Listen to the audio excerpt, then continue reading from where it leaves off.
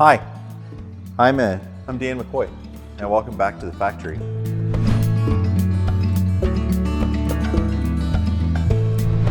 So first question, and we had people just tell us like, what do you want to learn about this journey first? And the first thing that we hear from is like, who are you? Like, who are you? Are you like a chocolatier? Did you train? And the answer is no.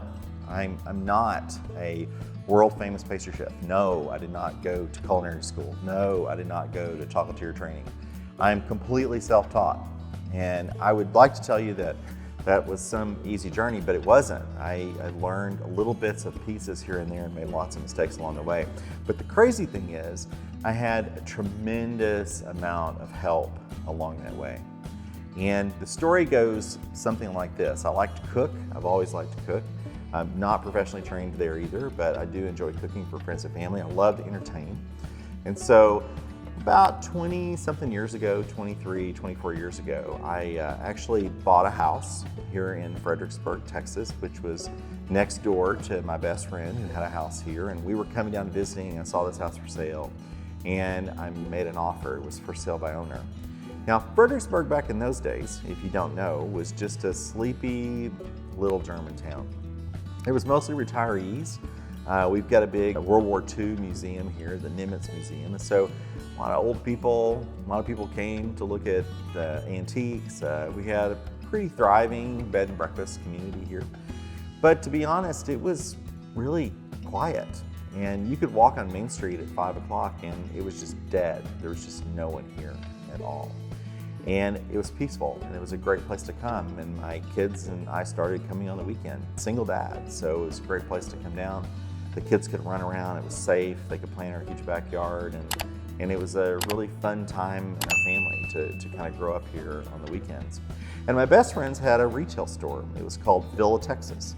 And it was kind of a mix between Italy and Texas, if you will, kind of a fusion between those. They sold lavender and other things. And anyway, we started talking one night, and it's one of those stories like we might have been drinking, right?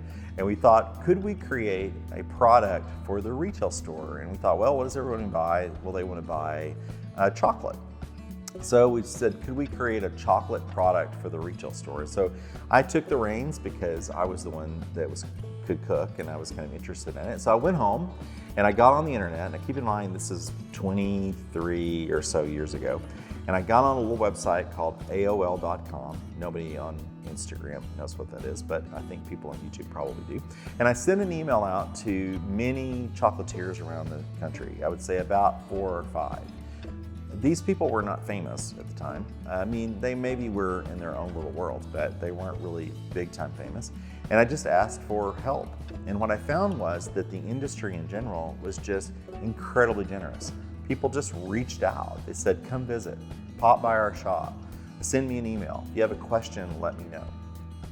These people, some of them won't even remember me reaching out to them, but it had a powerful effect on my life. And in fact, I kind of got the bug and got excited about making chocolate. So one of the first projects we made that cholive. And so we ordered silicone, food grade silicone from a little company called Chef Rubber, which was based in Las Vegas. And we cast a mold. We put a real olive in this mold and we cast it with food grade silicone, and we made the cholive. That's what we called it, the cholive. And it was horrible. It looked horrible. It would be nothing that I would ever want to sell. We didn't know what we were doing. I didn't know how to temper chocolate. I didn't know any of those skills at the time. But I'd gotten the bug. And so I took the advice of these people that sent me emails and I traveled. So I went to New York and I met with Jacques Torres. I went to California and actually met Michael Ricuti. I emailed a couple other people around the country. And in general, people were very supportive. I remember I have an email exchange from many years ago where Jacques Torres basically told me which first tempering machine to buy. And I remember I bought a mold art melter when it was the first machine I ever bought. And I upgraded that to one with a big wheel. And we call those fantasy wheels just about because they don't do a great job compared to the machines we have back here today, tempering chocolate. But back then, man, I was in hog heaven. And Michael Ricuti actually gave me advice on buying my first enrobing machine, all this via email. And I bought a Hilliard's and Rover. Hilliard's is one of the few companies left in the United States that still makes chocolate machinery. And I bought it from a bankrupt chocolate shop, which by the way is really rare, thank God, up in Seattle. And I had it shipped to Corsicana, which is where I was living at the time. And I started to lean on more friends. There's a very famous bakery, Collins Street Bakery, and Bill McNutt is the owner, Bob McNutt is the owner. And Bob helped me get delivery of this big machine. And I renovated our pool house, and I put in a little mini chocolate factory. When I mean mini, we're talking about 9 by 12 feet. That's how big it was. But it was big enough for me to start making chocolate. And I did it for friends and family. So at Christmas time, people got all kinds of chocolate, and I enjoyed it. It was a wonderful journey. Now the problem was at this time is that I had a real job, and I was a dermatologist. I grew up in Iredell, Texas, which is in the northern part of the hill country. I'd always wanted to be a doctor, and I grew up in a really small town, actually on a cattle ranch between two small towns.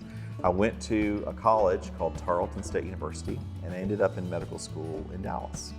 And somehow ended up a dermatologist, and that was my career. So the time I was making all this chocolate, I was actually practicing dermatology, eventually running the outpatient melanoma program in Dallas at a big hospital. I loved my job, it was amazing. But I had started a second career at the time, and it wasn't chocolate, it was corporate strategy. And I opened a strategy company, and I had a great partner who helped work with me on growing that business, and I got hired out of practice by one of my clients, a big insurance company. And I went there and helped them build a strategy space and ended up running the company. And I did that until about 2 years ago when I no longer did that anymore. I was unemployed and I had to find a job. And I'm sitting here, continue to do consulting, been out of practice for a long time as far as dermatology is concerned, and that's a big step to go back into practice and to reform those relationships with patients. So I thought, what the heck? Could we actually open a chocolate factory here in Fredericksburg?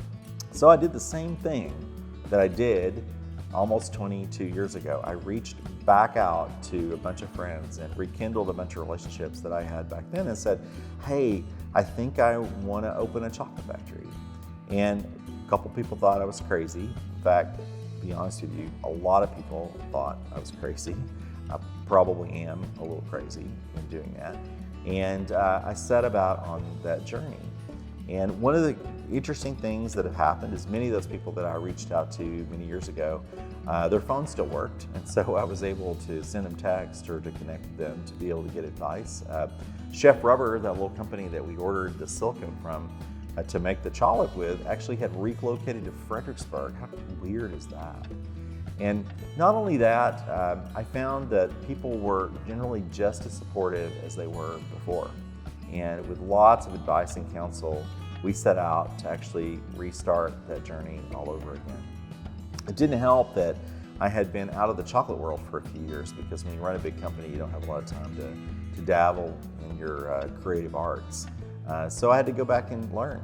And so I restarted a learning journey too. I had to practice. I set up a chocolate kitchen at my house. I put a marble slab on my countertop, and I started practicing and creating recipes at home. I had a lot of recipes from the years that I had done it in Corsicana, but honestly, we needed to raise our game. Things are different in the chocolate world today. Today, you got Instagram, you got Facebook, you have YouTube, which is where you're today, and I hope you will like and subscribe to our video so we can continue to do this content. But there's lots of channels to where people can learn and at the same time showcase their products, which means that the stakes of actually creating a quality product are really higher today than they were 20 years ago.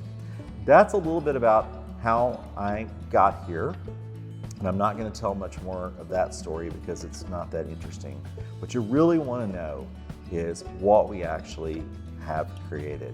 And so in the next series of videos, I'm going to talk to you about things like finding the land, how we had to build a factory, how we had to do things during COVID, how we had to get equipment, how we had to get trained on the equipment, how we had to find supplies and ingredients, how we had to develop the skill, which that's the one thing you don't need to forget, is that you can buy a machine, but it doesn't just turn out chocolate. So I hope you're on this journey with us, and stay tuned. We'll be having these videos regularly, and I'd love for you to be a part of that journey with us and be able to tell you our story. And thanks for being here. Remember to like and subscribe our video, because the feedback that you give us both here by liking and subscribing and also in our comment section is going to tell us the direction that we need to go and what you want to see. So thanks again, and welcome to the factory.